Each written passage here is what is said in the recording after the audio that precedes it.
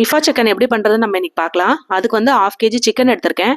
அதை நல்லா மஞ்சள் போட்டு நல்லா வாஷ் பண்ணி எடுத்துக்கலாம். நல்லா வாஷ் பண்ணி எடுத்ததுக்கப்புறம் ஃபோக்கை வச்சு நல்லா வந்து அதில் வந்து குத்தி விட்டுக்கலாம். அப்போ தான் வந்து நம்ம போடுற மசாலாலாம் நல்லா உள்ளே இறங்கி மேரினேட் ஆகும். பெரிய பெரிய பீஸா எடுத்துருக்கிறதுனால நான் இன்னைக்கு வந்து சால்ட்டு, சில்லி பவுடரு, அதுக்கப்புறம் கொரியாண்டர் பவுடர், அதுக்கப்புறம் வந்து சிக்கன் மசாலா ஆட் பண்ணியிருக்கேன். எல்லாத்தையும் மிக்ஸ் பண்ணி நல்லா ஒரு 1/2 hour ஊற வச்சுக்கலாம். இப்போ வந்து ஒரு பேனில் நல்லா ஆயில் விட்டு ஹீட் ஆனதுக்கப்புறம் ஒவ்வொரு பீஸா வந்து நம்ம ஸ்லோ ஃப்ளேமில் பொரிச்சு எடுக்கணும். ஏன்னா பெரிய பீஸா இருக்கிறதுனால ஃப்ரை ஆகிறதுக்கு கொஞ்சம் லேட் ஆகும்.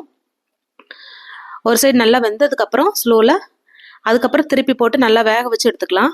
வேக வச்சு எடுத்ததுக்கப்புறம் நம்ம வந்து ஒரு மயோனைஸ் இதுக்கு வந்து டாப்பிங்ஸ் பண்ணுறதுக்கு நான் வந்து ரெடி பண்ணி எடுத்திருக்கேன்.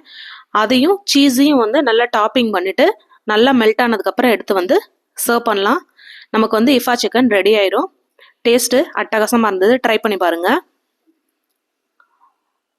தேங்க்ஸ் ஃபார் வாட்சிங்.